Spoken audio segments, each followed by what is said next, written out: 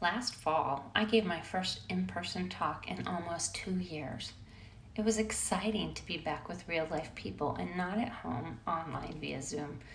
It was a ladies' luncheon event from my local chamber, and I was ready to go.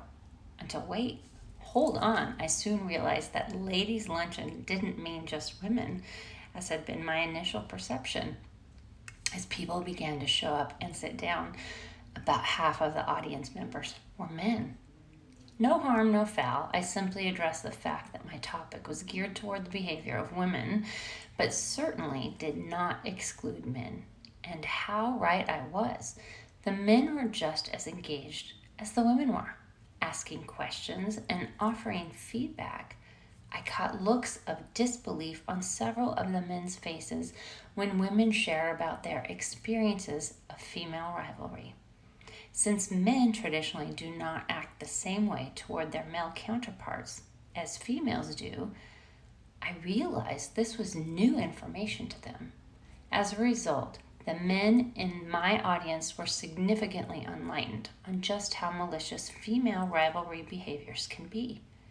So I started thinking, what can I do to promote awareness about how men can be better allies to support women experiencing negative female rivalry behaviors? Well, this is it, a two-part series about male allyship and Mean Girls.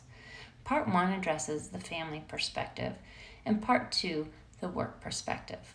Why I'm so passionate about the topic of female rivalry and why we need more awareness about it is, bottom line, women need allies, allies to talk to feel accepted, and ultimately know that when they experience it, they're not alone. Because this behavior is unbiased. It happens at home, it happens at work, and chances are it's happening to someone you know now. The concept of allyship is to be inclusive of everyone.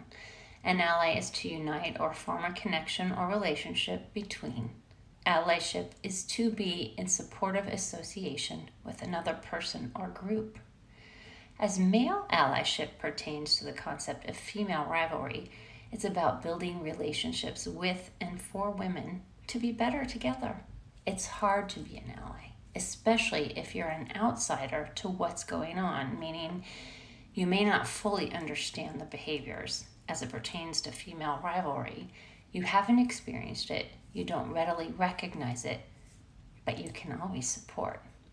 If you're a male watching this, you may be asking, what exactly is female rivalry? Well, check out 2 of my 2B Talks vlogs, Female Rivalry, It's More Than Competition, and the mental health impacts of female rivalry to gain more understanding about this behavior. One of the first things to note is if someone in your family is experiencing this negative behavior, chances are she won't talk about it to you or anyone else, especially if she's in the thick of it. If it isn't happening now, it probably has in some form or another, or will. It could be your wife, your daughter, mom, or sister. It could be at work, in your neighborhood, or perhaps it's even a long-standing behavior between your wife and her mom.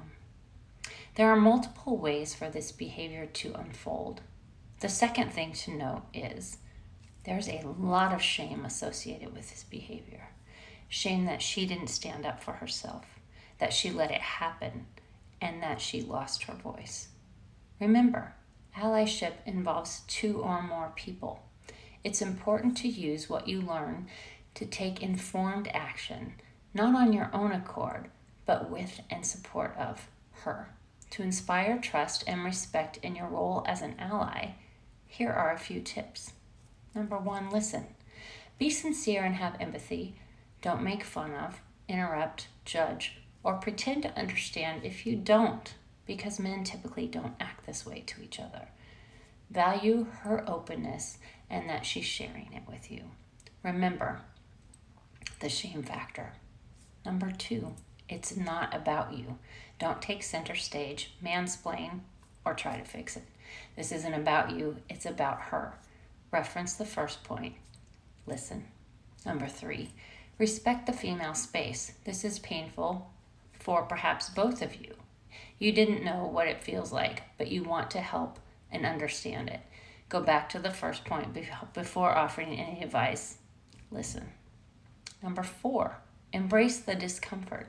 This is an uncomfortable topic. Some of what's shared may blow your mind, make you feel anxious, shame, or even self-blame for not realizing it was occurring. Stop that. It doesn't help. Go back to the first point. Listen to learn.